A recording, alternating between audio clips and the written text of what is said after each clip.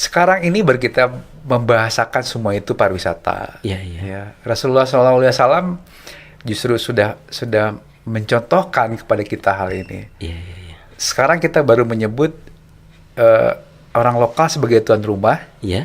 Kemudian Pak Zul datang bersama teman-teman ke situ Iya, sebagai iya. wisatawan. Iya.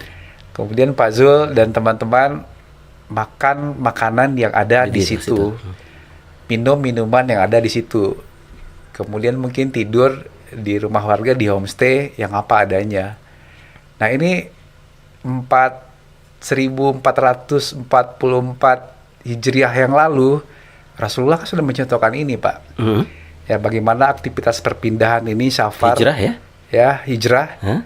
Ada tuan rumah di Madinah, ada kaum Ansar, kemudian ada wisatawan yang bergerak dari Mekah ke Madinah, Iya. ya kaum Muhajirin. Kemudian Rasulullah juga pernah mengatakan dari riwayat yang saya baca itu, kaum Muhajirin tidak pernah request, Pak, meminta Betul, betul. ya betul, ke penduduk Madinah, kalau kami di Mekah makan makanan ini, tolong di Madinah sediakan Iya, makanan iya. seperti ini. Nggak pernah, Pak. Iya, iya. Yang Ngikut dia. kaum Muhajirin mengikuti apapun makanan yang disediakan oleh kaum Ansar penduduk Madinah sebagai tuan rumah. Kemudian tidur di tempat seadanya bagaimana penduduk Madinah tidur. Sekarang baru kita memahami konsepnya seperti ini, namanya pariwisata. Oh, iya, iya. Ada tuan rumah, ada wisatawan. Ada Itu Rasulullah sudah mengajarkan ini sebetulnya, Pak. Iya. Jauh-jauh hari kepada kita. Waduh. Ada ini- kaum Ansar, ada kaum Muhajirin, ada aktivitas traveling, perjalanan safar dari Mekah ke Madinah. Ya, ini jauh-jauh hari Rasulullah sudah mencontohkan ini ke kita, Pak. Waduh. Ya, rasanya buat teman-teman pegiat desa wisata, pegiat kampung wisata, seperti yang saya sampaikan ke Pak Zul tadi, spirit dakwah Bilhal itu sebetulnya salah satu lahannya ini. Waduh. Salah satu lahannya. Kita lihat sisi lain. Assalamualaikum warahmatullahi wabarakatuh. Assalamualaikum warahmatullahi wabarakatuh. Bapak Ibu sahabat setia, senang dan bahagia saya Zulfamiadi kembali ke layar kaca sahabat untuk memberikan edukasi, informasi dari narasumber-narasumber kita yang luar biasa. Alhamdulillah kali ini kita kedatangan tamu luar biasa lagi, yakni beliau ini bernama Bapak Muhammad Abdi SEMM. Apakah saja aktivitas dan beliau? Nanti kita uraikan yang jelas, kita sapa dulu. Assalamualaikum Pak Abdi. Waalaikumsalam, Pak Zul. Sehat Pak Abdi? Alhamdulillah sehat. Alhamdulillah. Alhamdulillah. Saya jadi langsung ingat abdi negara loh, Pak. Abdi negara. Emang abdi negara, Pak, ya? Iya, abdi negara. Karena kan masih Agustusan kan? Agustusan. Ini Pak Abdi, memang namanya Muhammad Abdi ya, Pak, benar ya? Abdi ya, Pak. Muhammad Abdi SE. Sahabat, beliau ini adalah kalau kita pernah dengar di Sumatera Barat yang Kampung Seribu Rumah Gonjong, Kampung Sarugo. Beliau ini adalah pencetusnya nih, pencetus Kampung Sarugo kayaknya. Wisata Kampung Sarugo 50 kota Pak ya? 50 kota ya, Pak. 50 kota. Beliau juga sebagai Direktur Kerjasama Antar Lembaga Asosiasi Desa Kreatif Indonesia Sumbar. Kemudian Sekretaris Dewan Pimpinan Daerah Himpunan Pariwisata Indonesia Provinsi Sumbar. Dan juga Koordinator Bidang Tata Kelola dan Pengembang SDM Tim Pemberdayaan dan Pengembangan Desa Wisata Sumbar juga nih. Bidang Kepariwisataan Majelis Pengurus Organisasi Wilayah Ikatan Cendekiawan Muslim Indonesia, ICMI. Masya Allah, Sumbar juga nih. Ketua Pusat Pengembangan Desa Wisata Kreatif Fakultas Pariwisata Universitas Muhammadiyah Sumatera Barat. Pasti Sumbar juga nih. Yang terakhir nih, Tim Pendamping Anugerah Desa Wisata ADWI Provinsi Sumatera Barat 2023-2024. Wow, desa yang ini lo dahsyat sekali nih, Pak Abdi. Terima kasih sudah hadir di sini. Terima kasih, Pak Zul. Ini istilahnya nih, Pak Abdi ini adalah akademisi yang praktisi. Akademisi yang praktisi, Pak, ya? Tapi memang ini aktivitasnya sehari-hari dosen katanya tadi, Pak ya? Iya, saya aktivitas sehari-hari di Fakultas Pariwisata Universitas Muhammadiyah Sumatera Barat. Masya Allah, Masya Allah. Di Muhammadiyah Bukit Tinggi ya? Muhammadiyah Bukit Tinggi ya. Karena Universitas Muhammadiyah Sumatera Barat itu kan ada 4 kampus, Pak. 4 kampus. Kampus 1 ada di Padang. Kampus 2 di Padang Panjang. Oh, ada pada panjangnya. Ada. Kemudian kampus 3 di Bukit Tinggi. Bukit Tinggi. Kampus 4 di Baikumbu. Payakumbuh ya. Nah, jadi Fakultas Pariwisata itu di kampus 3 di Bukit Tinggi. Oh, di Bukit Tinggi ini kampus 3 ya Pak Abdi, kampus 3 nih. Ya. Nah, alhamdulillah. Pak Abdi anak keberapa sih Pak Abdi? Kalau di keluarga kami 5 bersaudara. 5 saudara. Si anak pertama, Pak. Anak pertama Ya. dari 5 bersaudara. 5 bersaudara. Perempuan ada Pak? Yang perempuan ibu saja, Pak. Oh, ibu saja. Iya, iya. Yang perempuan. Ini banyak sekali. Ini kita ingin tahu nih Pak Abdi. Ini masalah wisata ini kayaknya suhu wisata nih. Sebetulnya apa ya Pak sih? Pendidikan, pengalaman itu biasa orang akan mendapatkan ketika banyak terlibat di berbagai macam kegiatan. Oke. Bagi saya ikut lembaga, bergabung di asosiasi adalah sebagai media pembelajaran untuk tetap bagaimana bisa mendapatkan hal-hal baru yang tadi akan menjadi modal buat kita melangkah untuk ke langkah-langkah selanjutnya. Langkah ke depannya Pak Itu ya. sih spiritnya sebetulnya. Waduh, ya. Tapi kalau dari ini Pak, kalau dari kecil memang suka berwisata atau gimana nih? Kalau itu kan kita ya waktu kecil itu mungkin kita belum tahu ya Belum Pak tahu ya. Belum tahu kan kalau ini namanya wisata, ini namanya itu. Cuman kalau kebiasaan orang Minang bilang malala Pak. Ya mungkin itu sih. Memang palala Pak ya. Memang palala. Memang palala. Aduh, itu ini sahabat keren ya. Walaupun saya belum pernah ke Kampung Sarugo itu. 1000 rumah gonjong Pak ya. 1000 gonjong Pak. 1000 gonjong. Ya, 1000 gonjong. Oh, 1000 gonjong. Kalau 1000 rumah gadang, 1000 rumah gadang di Solo Selatan, Pak. Solo Selatan ya. Solo Selatan. Ini kita mulai dari sini kayaknya keren nih. Ini ceritanya dulu pencetus Pak Abdi. Ini idenya gimana dulu Pak? Saya agak keberatan Pak dibilang pencetus gitu kan. Oh, keberatan ya. Keberatan. Bagian inisiator lah. Karena kita hanya bagian kecil dari banyak teman-teman yang ikut terlibat di situ gitu. Kampung Sarugo itu sebetulnya apa ya? Merupakan bagian dari wujud kolaborasi sebetulnya Pak. Ya, teman-teman dari perguruan tinggi dari Universitas Muhammadiyah waktu itu ada kegiatan KKN Pak, kuliah kerja nyata. Awalnya KKN di situ. KKN. Oke. Kemudian ada spirit karena di situ kita melihat ada potensi yang tidak dimiliki oleh daerah lain. Kemudian kita juga mengajak teman-teman travel agent untuk melihat dari sisi mereka, karena teman-teman di tour operator itu mereka tahu Pak selera wisatawan. Ya. Kemudian setelah kita ajak teman-teman di sana, kita minta pendapat mereka, kira-kira ini potensial nggak? Ada marketnya nggak besok kalau digarap? Nah, sebetulnya ya yang pencetus sebetulnya teman-teman tadi gitu Pak, karena mereka yang memberikan pemahaman keyakinan kalau ini potensial untuk digarap gitu kan. Dari situ baru kita melakukan pendekatan. Kalau di pariwisata konsepnya itu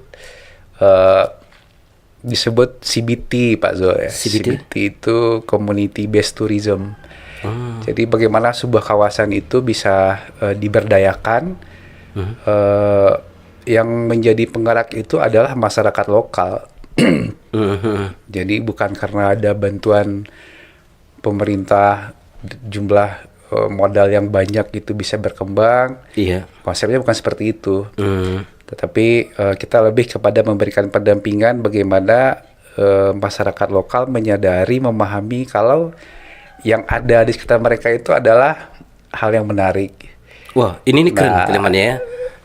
Kita mulai melihat sesuatu dari diri kita atau alam kita, lingkungan kita menarik, punya daya tarik. Iya, karena itu dulu berarti ya. Iya, karena apa ya?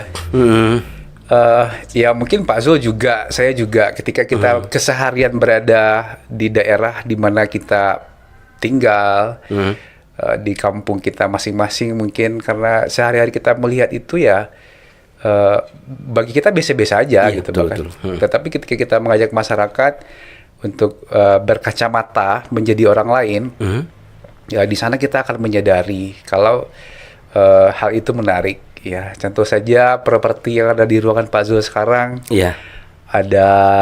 Ada nyiru, ada apa namanya ini?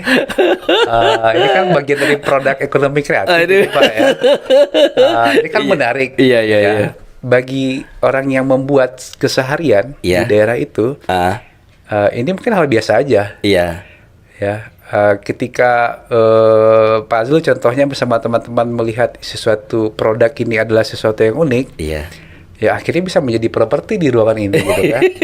Nah, itu contoh kecil. Tapi kalau bagi orang yang biasa-biasa aja di kawasan itu, di tempat itu, bagi mereka potensi itu ya tidak memiliki nilai gitu kan. Nah sebetulnya penyadaran akan hal itu yang kita lakukan gitu Pak. Bagaimana hal-hal yang berhubungan dengan tradisi, seni, budaya, kemudian ekonomi kreatif. Agama masuk nggak Pak?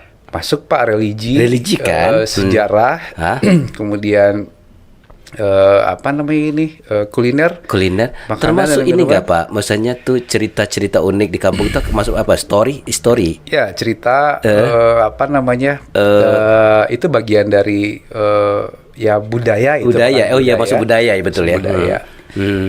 Nah itu mungkin yang kita gerakkan bersama-sama teman-teman yang lain agar itu bisa dikemas, kemudian bisa di branding, kemudian bisa menjadi pilihan bagi orang lain untuk ya datang ke tempat itu, kemudian mereka bisa menikmati. Kemudian ya di sana otomatis akan ada efek ekonomi dari sana. Iya, betul ya. Iya. Karena wisata itu sebenarnya kan kekayaan tersembunyi yang diberikan Sang Pencipta, diolah sedemikian rupa, ya nanti jadi pengunjung datang kan ekonomi ya Pak ya? Iya betul Pak. Ya karena kan dalam Al-Quran pun disebutkan kalau sebagai Muslim kita wajib ya Pak ya, kalau setelah sholat subuh matahari terbit, kita sudah dianjurkan untuk ya Allah mengatakan ya nikmatilah ciptaanku ini dengan cara yang baik gitu bahkan. Nah kan itu sehingga apa namanya ini mengoptimalkan potensi tadi itu ya bagian dari aktivitas dakwah bilhal sebetulnya. Waduh, gitu Pak. keren nih. Ya, jadi tidak abdi dari abdi negara menjadi abdi ciptaan, menjadi hamba Allah nih. Abdullah nih. Iya. Tapi sangat tepat nih karena Pak Abdi ini ternyata memang orangnya magister manajemen ya, mengelola nih. SE juga nih, SE sarjana ekonomi.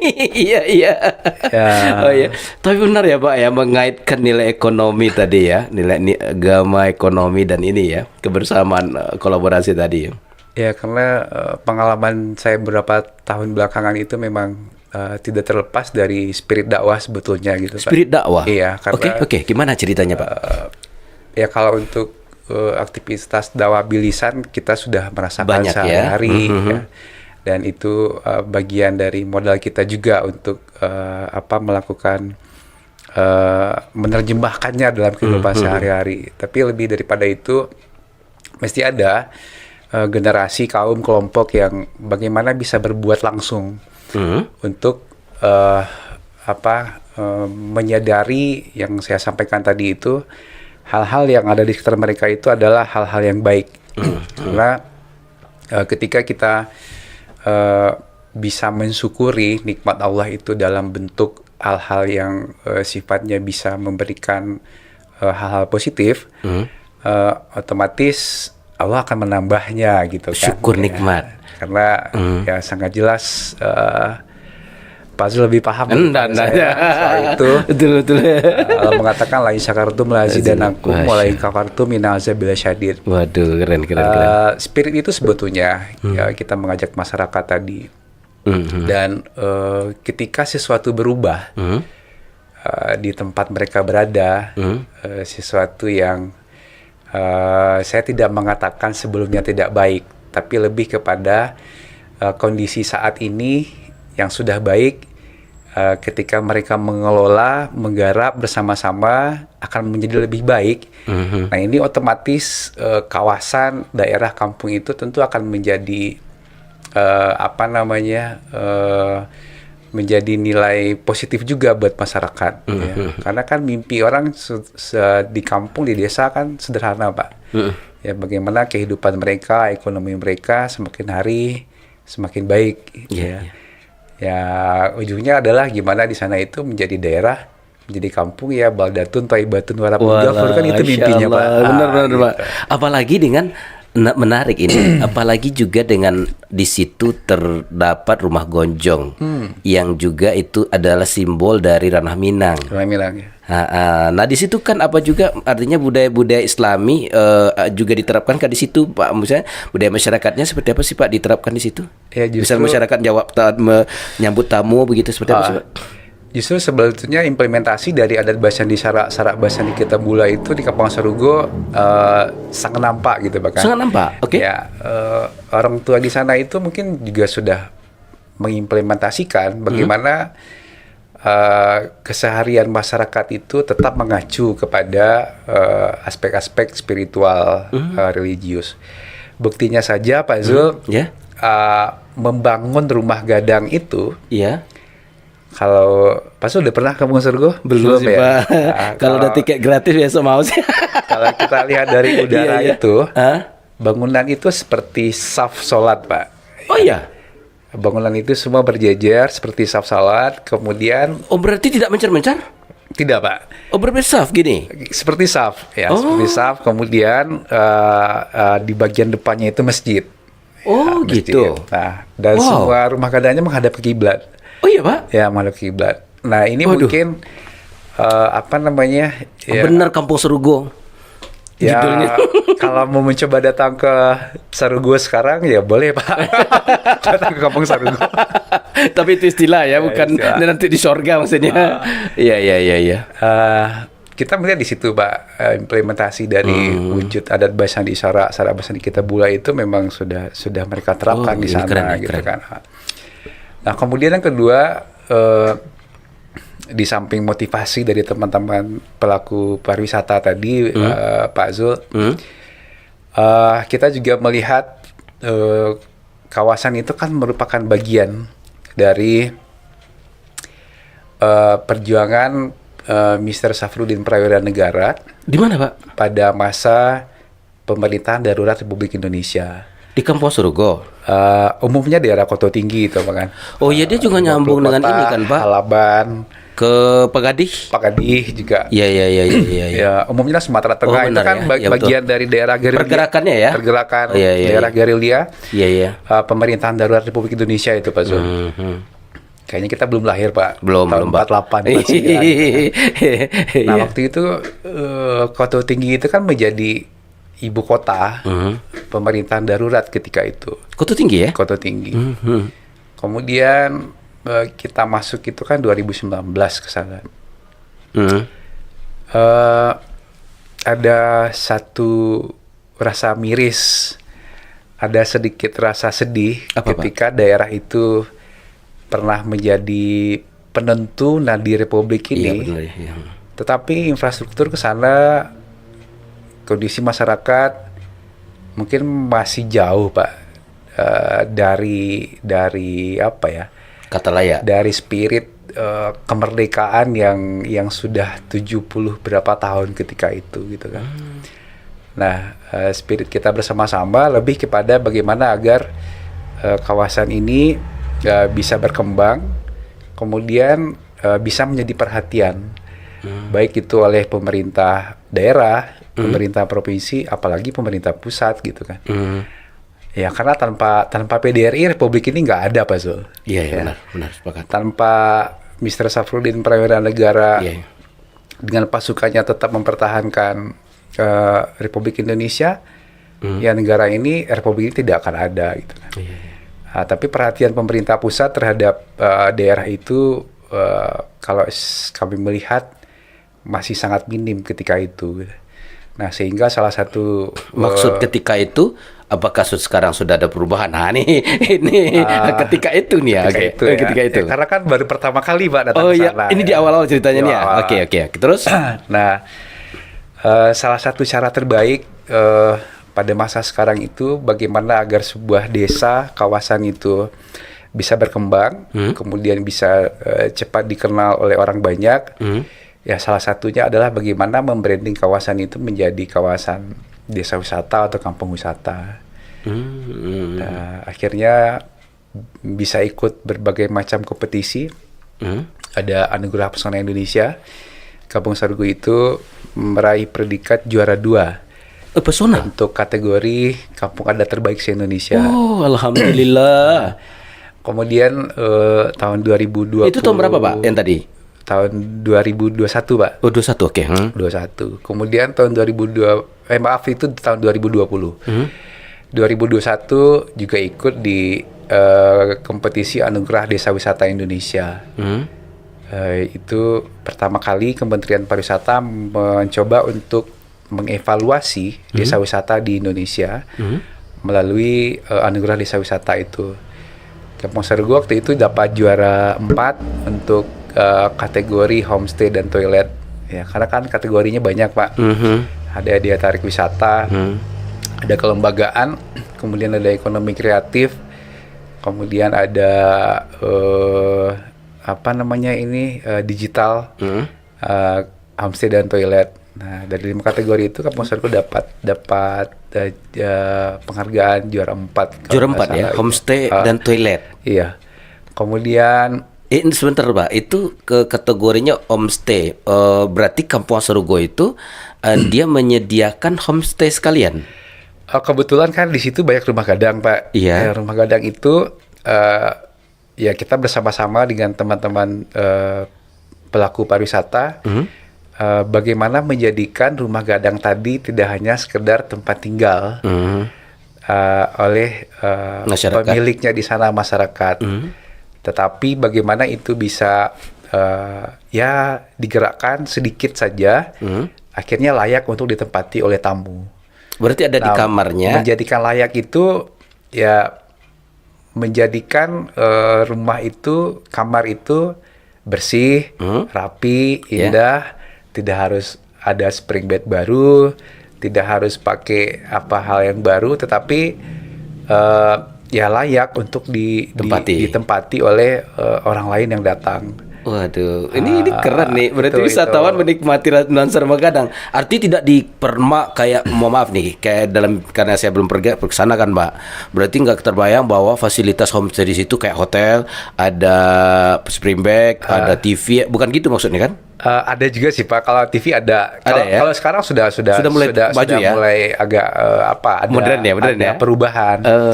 Karena dulu masyarakat yang rumah gadangnya jadi homestay, kemudian tamu mulai masuk yang dibawa oleh teman-teman travel agent, atau tamu datang langsung ke sana, otomatis kan ada pendapatan, Pak. Oh iya betul ya. Mereka menginap kan berbayar, karena ada pendapatan yang mereka cicil, beli spring bed yang baru, beli ya kebutuhan buat kamar lah gitu kan. Jadi sekarang homestay di rumah gadang Sarugo itu sudah pakai spring bed gitu Pak ya. Sudah Waduh. pakai, ya. Itu berapa ini Pak? Hampir setiap rumah di situ? Atau hanya ada sekitar untuk 10 penginapan? Ya kebetulan kurang lebih baru ada 10 rumah gadang, Pak. 10 rumah gadang ya. Yang apa istilahnya ini? Yang baru ready ya. Dikatakan layak untuk kategori sebuah homestay. Gitu. Karena kan homestay itu konteksnya wisatawan itu menginap berbarengan, Pak, dengan tuan rumah. Enggak kepisah. Ya. Dikira rumah gadang kosong, Pak. Jadi kalau itu bukan homestay konsepnya, Pak.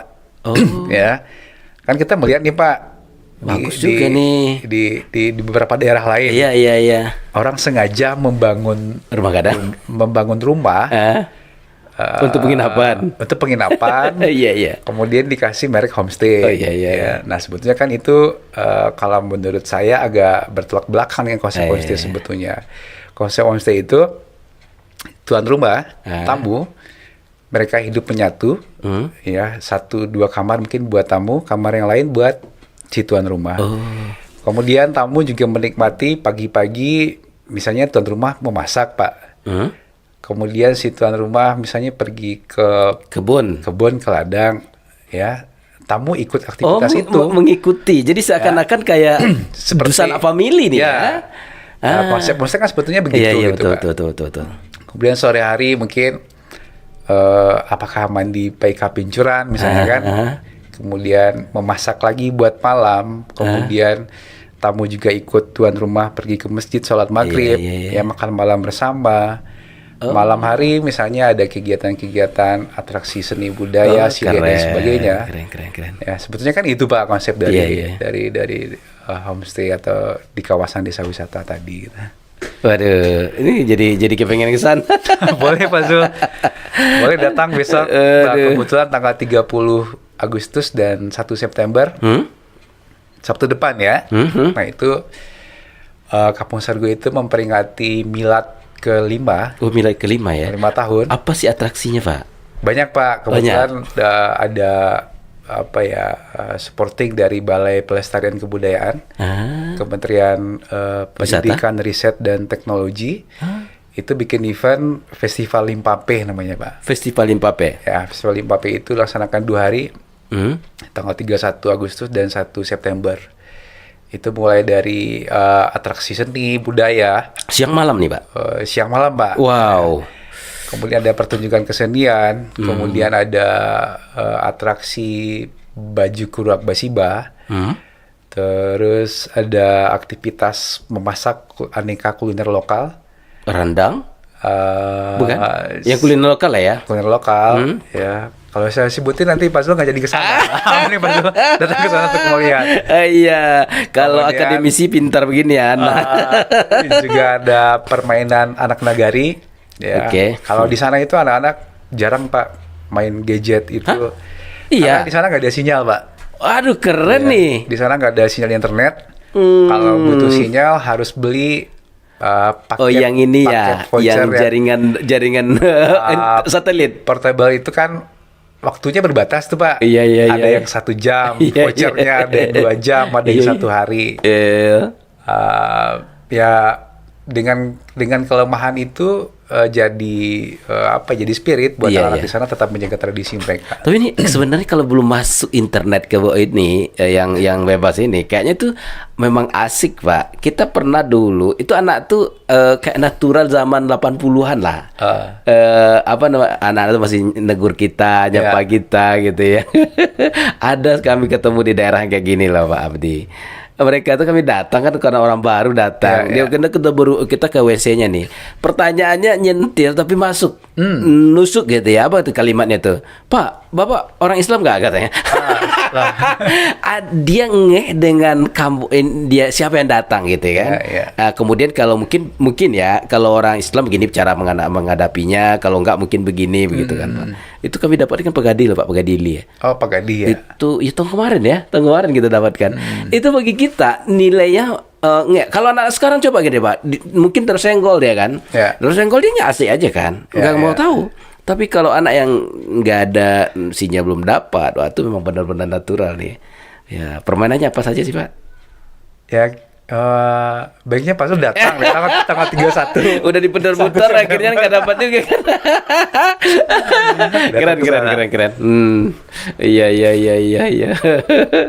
Berarti suasananya memang kayak tadi tuh ya. Kalau implementasi adat biasanya syarat usah di kitabullah. Ya kayak tadi ya cara penyusunan rumah gadang. Itu pernah dicari nggak story-nya kenapa disusun begitu Pak? Ada apa ceritanya? Ada ya? Ya.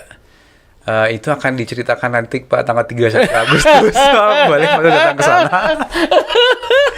Kenapa bangunannya bisa seperti itu? Iya, iya, iya.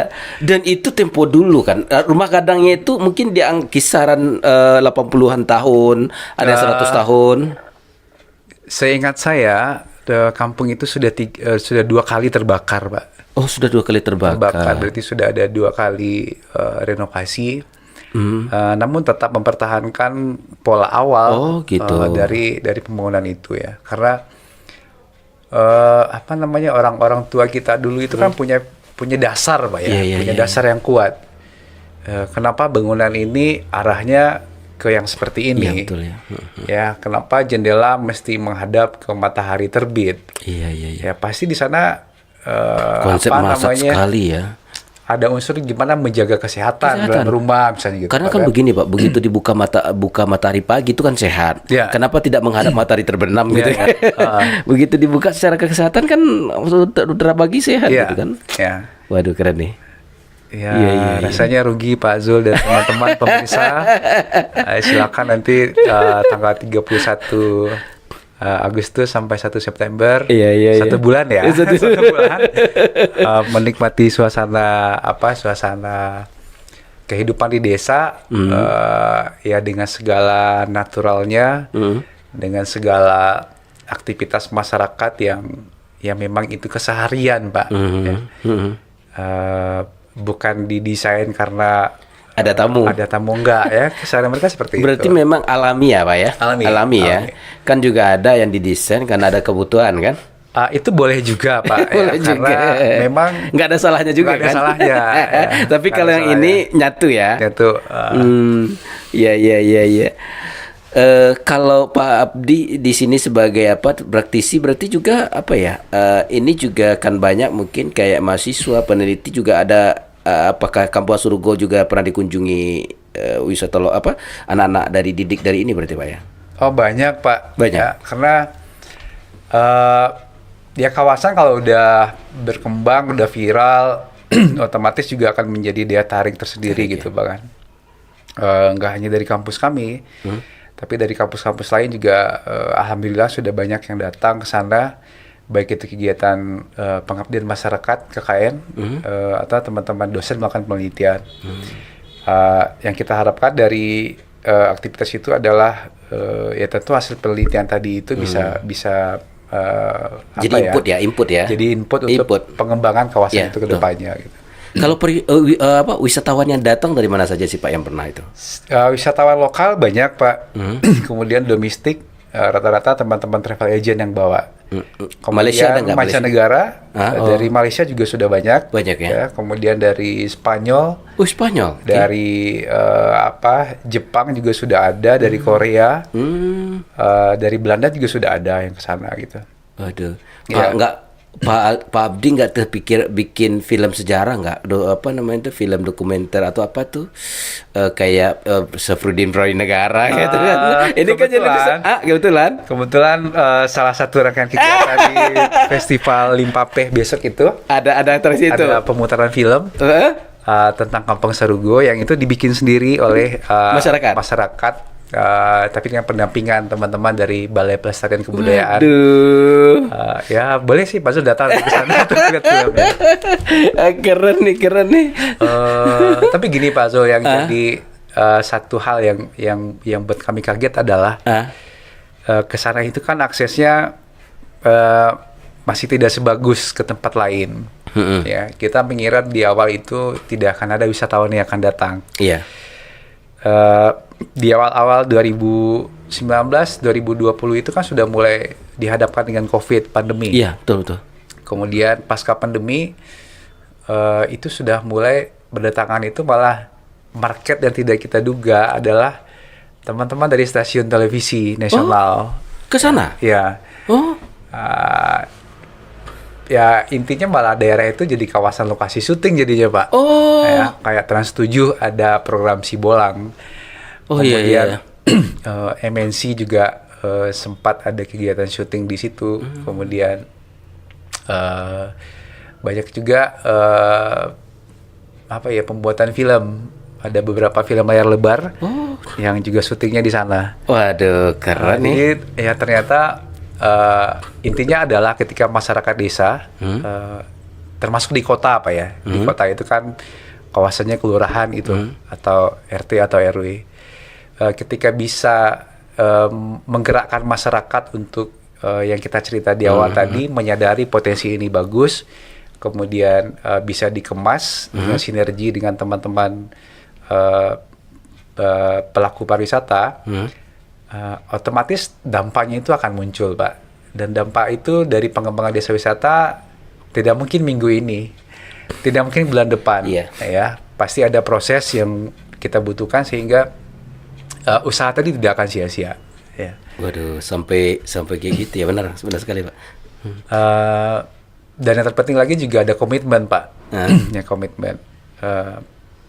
Kawasan itu sebetulnya generasi muda lebih kepada penggerak, Pak Zul, ya, penggerak. Yang penggeraknya generasi mudanya. Generasi muda. Tapi ada tantangan nggak, Pak? Kayak gini, saya mikir kayak gini. Biasanya, mohon maaf nih, ketika daerah itu dikatakan, mohon maaf mungkin dulu terisolir, itu kan pola pikir jadi beda, Pak. Ya. Dengan, mohon maaf ini jangan dimaknai negatif bagi Bapak Ibu atau saudara kita yang di ini. Awal-awal kita cerita awal nih.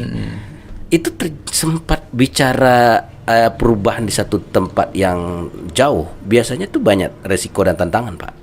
Gimana sih masyarakat dahulu di awal-awal bagaimana kisahnya bisa sukses jadi kampung wisata ini, Kak? Saya pengalaman itu sebetulnya di beberapa daerah sebelum ke Kampung Serugo, Pak, ya. 2016-17 itu kita di Solo Selatan. Iya. Kemudian 2008 Solo Selatan itu juga terlibat, Pak Abdi? Kita hanya ikut bagian kecil aja sih, Pak. Dari itu, ya, teman-teman. Yang rumah gadang juga kan? Teman-teman lain yang berbuat lebih besar tentu lebih banyak daripada kita. Iya, gitu kan. Oke. Saya kan waktu itu dengan almarhum salah satu praktisi pariwisata Sumatera Barat juga, Pak almarhum Pak Raffles. Mungkin kalau Pak Zul pernah ingat, ada travel Tigo Balai di Kampung Cino. Kemudian almarhum Pak Safrodi Valian yang di Hotel Ambon Suri. Kita bolak-balik dulu ke sana dengan teman-teman dari HPI juga, ada Pak Edward, ada Pak Subari, ada Pak Hendri. Polanya dulu di situ kita bikin pola menggerakkan generasi muda dulu. Kemudian baru kita melakukan pendekatan dengan nenek mama. Berarti anak muda dulu didekati. Ya. Oke. Nah, outputnya seperti apa? Tentu jadi evaluasi buat kita. Kemudian 2018 di Desa Wisata Lawang, Nagari Lawang, kita coba balik, Pak, konsepnya. Yang kita dekati itu nenek mama terlebih dahulu, gitu kan. Oke. Kemudian baru generasi muda. Efeknya cukup lumayan. Nah, di Kampung Serugo full, Pak. Kita coba terapkan konsepnya mendekati nenek mama dulu dan membutuhkan Oh, gitu. Karena dari beberapa waktu yang lalu itu kita menyadari yang punya kawasan ini nenek mama. Yang punya tanah, yang punya kebun, yang punya kawasan, intinya itu nenek mama kaum. Nah, kalaupun kawasan itu potensial untuk digarap, tetapi tidak diizinkan oleh nenek mama, nggak bisa. Nah, setelah itu baru kita ajak generasi muda. Kemudian justru malah intinya dari desa wisata itu adalah pelestarian sebetulnya, Pak Zul. Pelestarian alam. Bagaimana tidak hanya alam, ya. Unsur daya tarik itu kan ada alam, Pak. Alam. Kemudian ada seni dan budaya. Ya. Kemudian religi, sejarah. Ekonomi kreatif, kemudian kulinernya. Nah, mempertahankan itu sebetulnya, kemudian menghidupkan kembali, melestarikan. Kalau itu sudah muncul, itulah mungkin yang akan jadi daya tarik bagi teman-teman tour operator, travel agent. Ya, karena teman-teman travel agent juga akan akan punya program yang akan mereka jual lah, menarik buat potensial calon wisatawannya. Iya. Kalau travel agent tidak punya keunggulan spesifik, programnya itu aja, nggak punya daya tarik ya. Otomatis partner mereka, partner mereka juga akan berpikir, wah kok itu aja gitu. Nah, kolaborasi itu Pak yang ke Ah, depan iya, nanti akan bisa memberdayakan, mengembangkan, akhirnya masyarakat itu menyadari kalau ternyata kampung kita bagus, ya. Iya, iya. Ternyata kampung kita bisa dilirik oleh orang lain. Nah, sekarang tentu harus dihubungkan dengan kemajuan teknologi informasi, Iya, Pak. Bagaimana agar potensi tadi bisa di branding, dikemas oleh ya anak-anak muda lagi, Pak.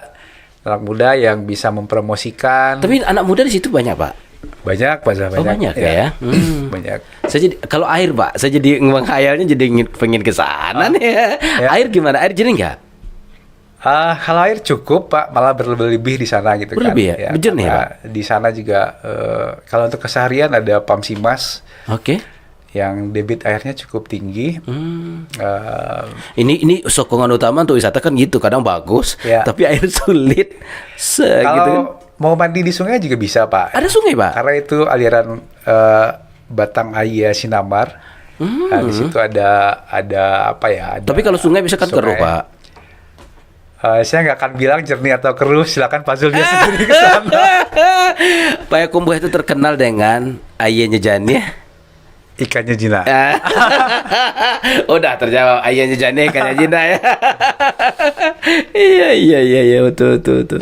Waduh, ini tapi Pak Abdi berarti apa namanya ini kan juga sebagai apa ya, menyatu antara organisasi pariwisata, menyatukan organisasi pariwisata.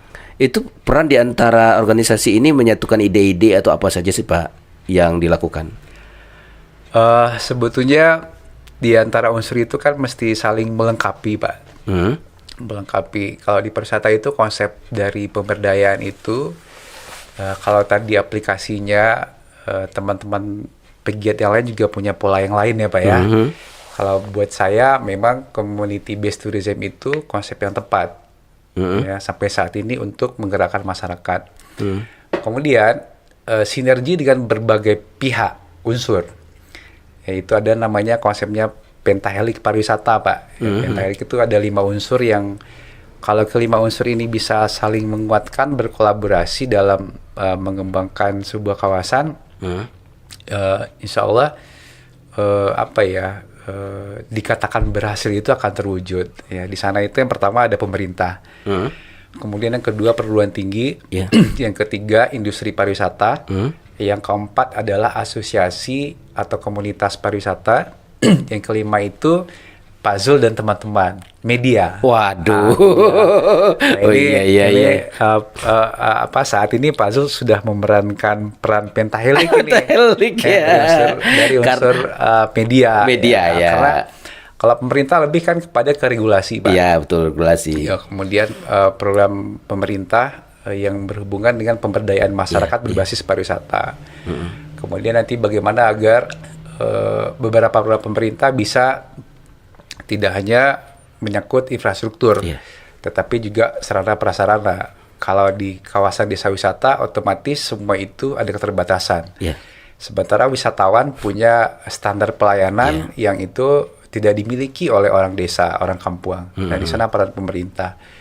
Kalau teman-teman di perguruan tinggi, ya contohnya yang tadi Pak, ada kegiatan pengabdian masyarakat, KKN, penelitian, yang kita harapkan output dari penelitian itu bisa menambah input pengembangan kawasan. Kemudian teman-teman industri pariwisata, ya bagaimana teman-teman di travel agent, di berbagai macam asosiasi bisa menjadikan desa wisata itu bagian dari paket yang mereka jual. Nah, kemudian teman-teman di HPI misalnya pemandu wisata, ya bagaimana memperkaya, mengembangkan SDM kepemanduan di kawasan desa wisata itu bisa menjadi lebih baik.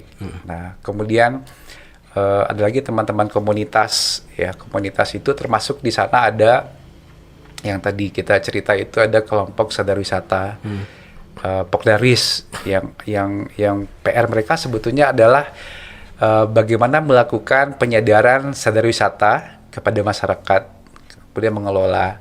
Yang terakhir itu media, ya teman-teman jurnalis. Apapun dilakukan oleh pemerintah, oleh perguruan tinggi, teman-teman industri pariwisata, tanpa ada publikasi, tanpa ada sosialisasi yang dilakukan oleh teman-teman media, jurnalis, ya otomatis juga tidak akan menambah daya tarik Penguatan dan daya kawasan tarik tersebut itu. Iya. Nah, jadi peran teman-teman media ini baik cetak, TV, online, seperti Pak Zul juga sangat kuat Pak ya untuk mengembangkan kawasan-kawasan yang siap. baru gitu. Nanti ada liputan TV Aspen kayak ke sana. Silakan Pak. Ya, teman-teman karena kan kita Pak visinya memang jadi kita lembaga lembaga amil zakat dan kemanusiaan. Itu tidak hanya berperan tentang misalnya cerita mengumpulkan, tapi juga mengedukasi. Karena tujuan akhir dari semua itu kan adalah yang tadi Pak, kebaikan secara menyeluruhkan. Rahmatan lil alamin. Termasuk yang ini Pak. Jadi visi kita itu menjadi jembatan kebaikan untuk bisa saling menguatkan. Jadi jembatan kebaikan. Jembatan kebaikan. Biasa ini. Jembatan kebaikan. Karena kan kalau ada yang buat jembatan kebaikan, orang baik masuk kan Pak, seperti Pak Abdi masuk kan, masuk jembatan ini. Jadi bisa jadi jembatan ke Serugo kan Pak. Jembatan ke Serugo Pak ya. Jembatan ke Serugo sesungguhnya Pak. Kayak tadi. Jadi memang kita menyadari bahwa hal baik itu mesti kita support dan kita kita publikasikan. Karena memang hal yang tidak baik aja dipublikasikan orang kan Pak, kayak gitu. Apalagi juga tentang inovasi hal-hal kreatif yang tadi juga mungkin dengan wisata desa-desa lain Pak, yang nanti bisa juga diolah ya kan Pak, diolah yang pada akhirnya juga mendatangkan ekonomi, kebaikan ekonomi, kita akan perbaikan ekonomi ke ini. Betul, kan ke masyarakat kan. Kalau di Sumatera Barat berarti cukup luar biasa ya Pak ya. Kalau dulu terkenal kalau kita waktu sekolah kemana pergi, ke pesisir jembatan akar kayak gitu kan. Mana lagi Lembah Anai gitu kan. Kalau sekarang udah banyak. Ada berapa sih Pak jumlahnya? Lebih kurang?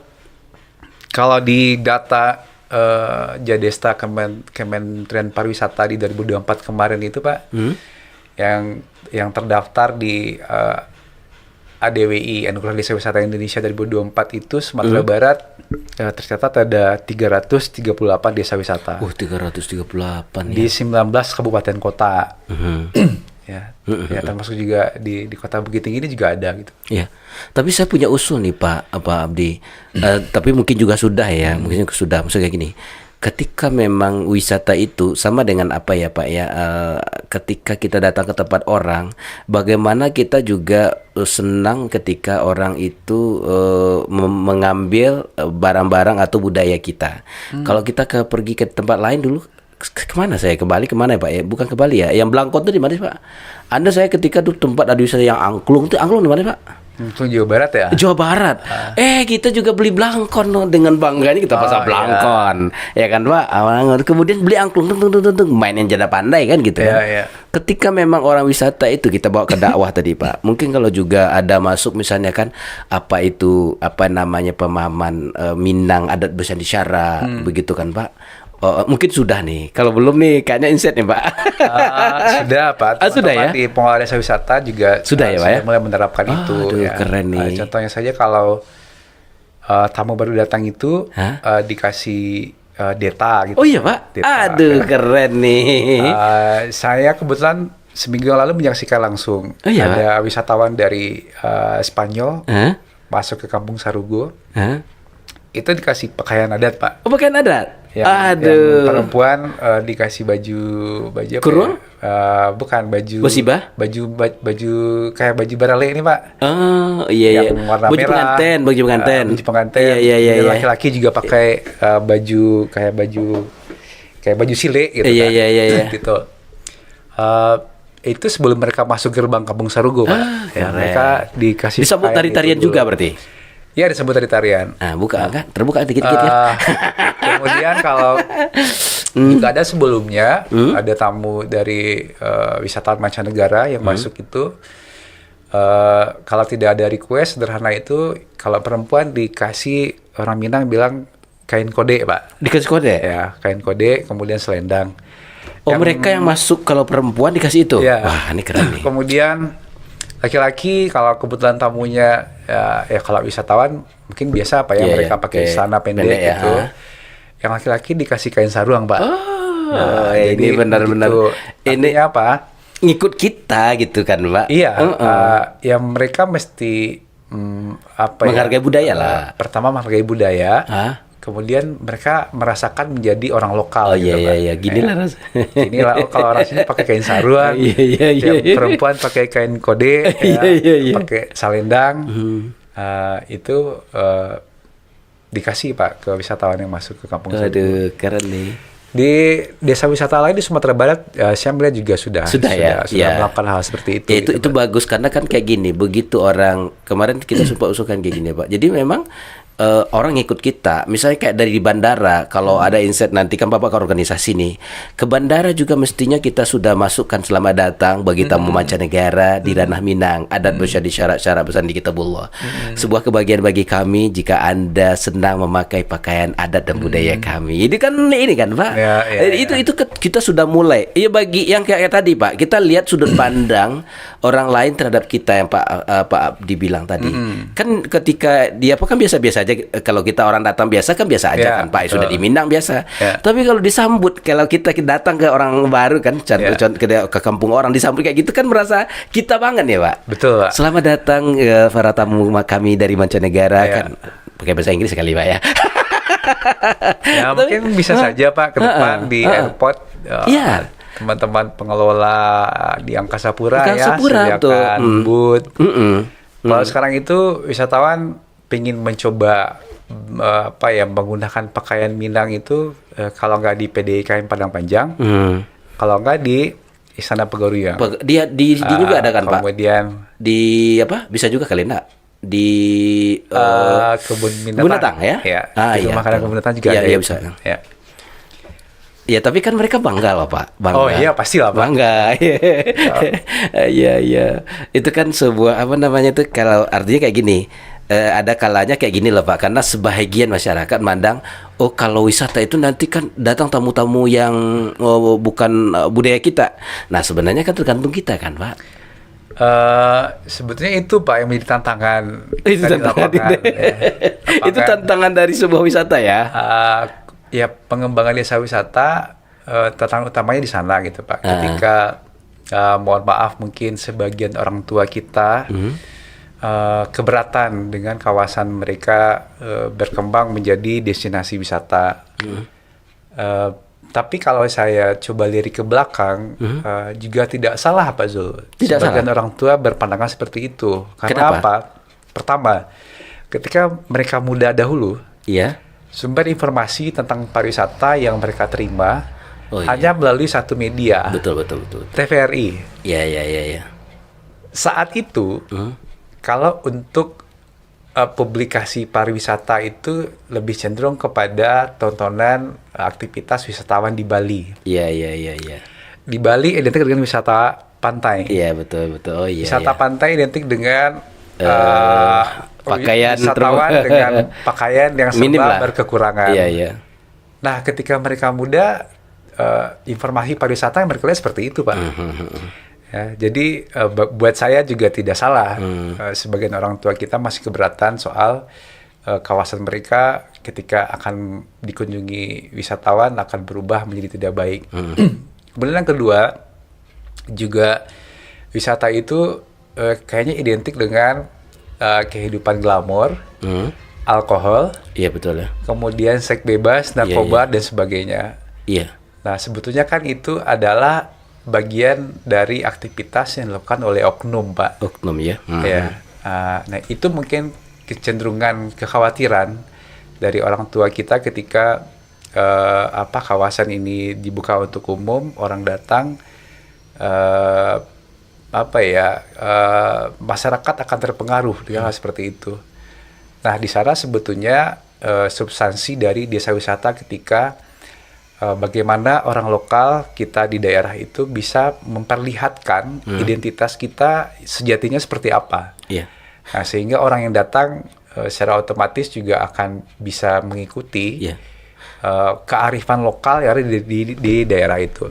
Termasuk kayak tadi kan Pak Gayet tadi juga mengedukasi dari pariwisata. Ya, teman-teman Itu kan pemandu penting. wisata. Anda sekarang berada di kampung Ranah Minang, Ya. yang adat bersyarat syarat bersyarat di Kitabullah. Ya. Bagi Anda mungkin minum alkohol itu adalah seperti minum air putihnya bagi kami, Ya. tapi bagi masyarakat di situ adalah jadi sesuatu yang haram atau Ya, bahkan betul. haram lah mungkin di bahasanya ya. Tapi ngerti lah mereka haram. Ya sama aja Pak Zul. Iya, iya. Ya sederhana aja Pak. Sederhana ya. Sederhana aja ketika kita naik pesawat. Iya. Ya otomatis pramugari salah Iya, iya. satu atau pramugaranya kan Iya, iya. memberikan informasi Pak. Informasi, betul. Sebelum pesawat ini Dikasih minum. berangkat. Iya, betul. Ya, hal-hal yang boleh dan tidak boleh betul. selama perjalanan ini. Iya, betul. Ya. Betul. Sebagai penumpang siapapun pasti ngikutin Pasti Pak. ngikut, betul. Justru kita risih, contoh Iya. kan kita dilarang buat mengaktifkan Handphone. Ya, mungkin Pak Zul risih. Misalnya kita duduk berdampingan. Betul. Saya masih biasa aja Iya. nyidupin tambahin handphone. Itu contoh kecil, Pak. Iya. Ya. Di desa wisata pun seperti itu. Betul Pak Zul bilang teman-teman pemandu wisata atau tour leadernya yang Tour leader, bawa rombongan betul. Iya. juga akan memberikan informasi. Iya.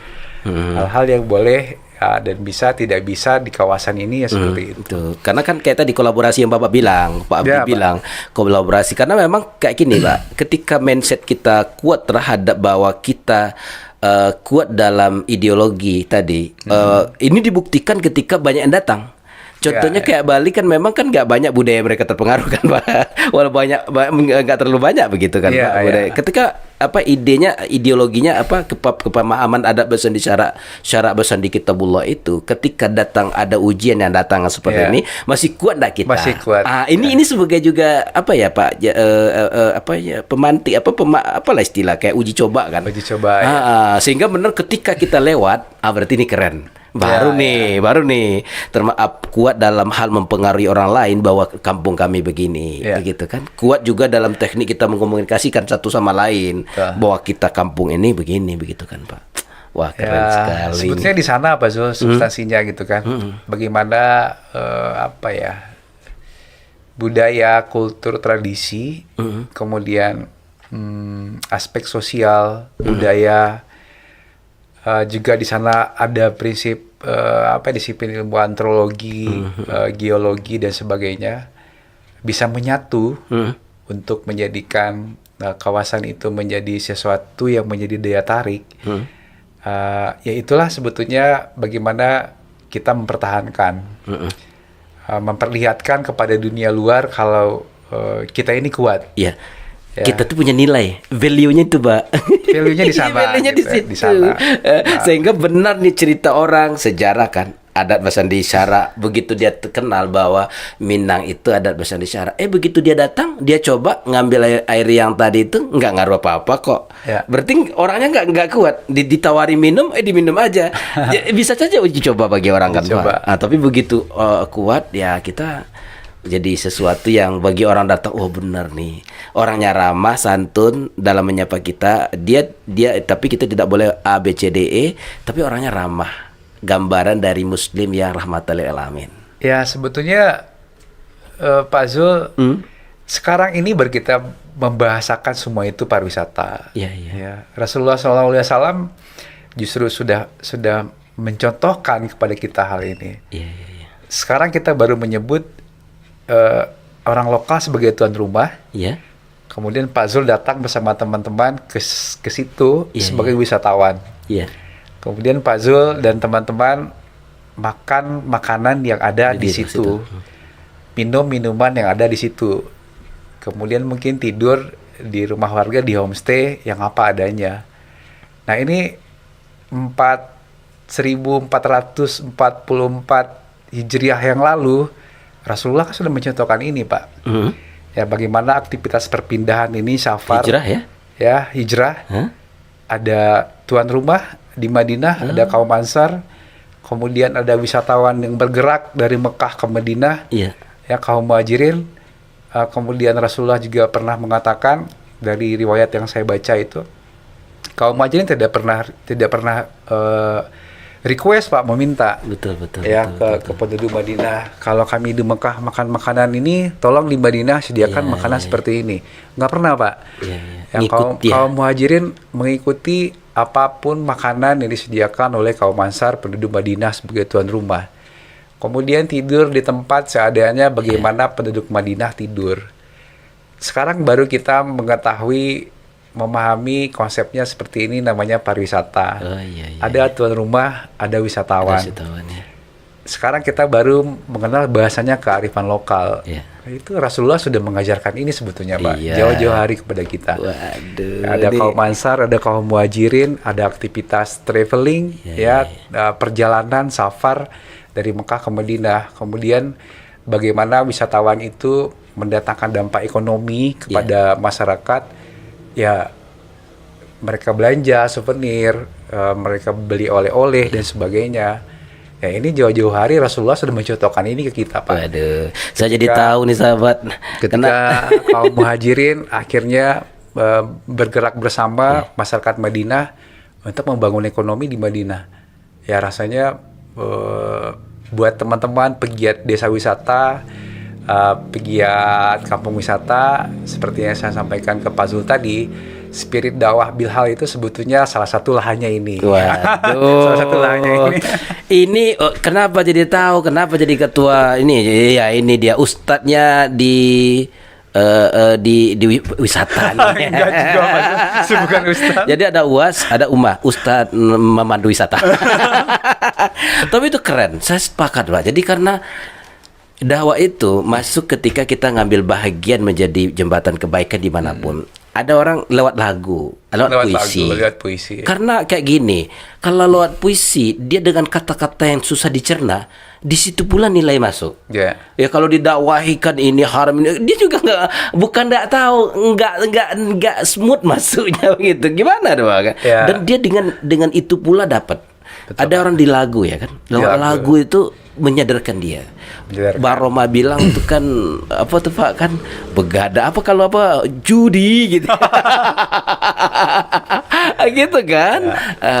Artinya dimanapun posisi kita masukkan unsur menjadi jembatan kebaikan sebagai dai.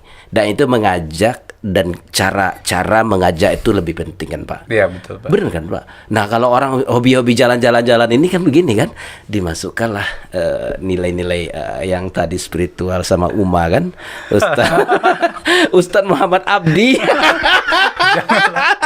Ya karena ini apa ya, wisata ini tidak bertentangan dengan prinsip syar'i Pak. Betul. Juga tidak bertentangan dengan tatanan adat istiadat. Ya, kalau dalam Islam kita diajarkan untuk bagaimana saling menghormati. Ya. Bertutur sapa yang baik. Di pariwisata konsepnya hospitality, Pak. Termasuk kenal mengenal kan begini, Pak. Suku bersuku-suku, berbangsa-bangsa. Iya, ta'aruf kan di sana gitu, Pak. Ustaz ini bilang. Kemudian berbuat kebaikan itu ya apa istilahnya itu, Pak? Apapun yang terjadi di belakang, ketika si tuan rumah berhadapan dengan wisatawan, pasti akan tetap harus dengan wajah lembut, ramah, senyum. Karena dia tuan rumah, karena dia tamu. Tuan rumah tamu. Iya. Islam kan mengajarkan itu, Pak. Betul. Kemudian soal kebersihan, ya Islam mengajarkan ya kita harus bersih lahir batin. Wisata salah satu substansinya adalah itu, bagaimana kawasan itu bersih, indah, rapi. Ya agama kita mengajarkan itu, Pak. Gitu kan. Betul ya. Dari sisi adat istiadat, ya ada etika untuk komunikasi antara tuan rumah dan wisatawan. Sesama tuan rumah, wisatawan dengan tour leader. Di adat Minang kita untuk bertutur kata, ya sudah diajarkan juga, Pak. Bakato berbahasa itu harus tahu dinan ampe. Kato malereng, kato mendaki, menurun, mendata. Ya kesimpulan saya tidak ada pertentangan Pak antara konsep pariwisata adat Minangkabau dengan keyakinan kita, religi kita sebagai seorang Muslim. Ya bagaimana ini bisa disejalankan untuk bisa digerakkan bersama-sama. Ya intinya adalah memang untuk kesejahteraan masyarakat. Kemudian masyarakat menjadi kuat, ekonomi menjadi kuat. Otomatis pengangguran, kemiskinan akan berkurang. Kalau sudah sejahtera, Pak Zul, otomatis jembatan kebaikan yang Pak Zul impikan tadi itu akan gampang untuk Iya. mewujudkannya. Akan banyak muzaki juga muncul Akan dari banyak kamu zakat ya. Karena semua sudah sejahtera. Iya, apalagi sejahtera lahir batin. Sejahtera lahir batin. Ada duitnya sejahtera, batinnya kerusuk-kerusuk gitu kan. Atau sebaliknya, Pak. Iya. Batinnya sejahtera, duitnya nggak ada. Gitu kan. Aduh, ini bersama Uma nih keren sekali, Ustaz Muhammad Abdi SEM. Jangan, Ustaz. Berat itu. Karena kan dai itu kan mengajak, Pak. Ya. Jadi sebenarnya dikasih dai itu kayaknya setiap kita tuh memang dai sebenarnya, Pak.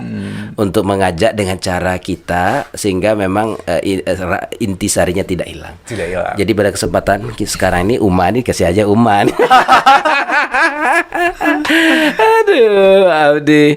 Ini keren sekali Pak Abdi, karena memang waktu dan kesempatan mungkin di lain waktu kita mungkin ini nih Pak. Tapi nasihat-nasihat wisata dan spiritual nih mohon dikasih di penghujung pencerahan ini sama Pak Abdi nih.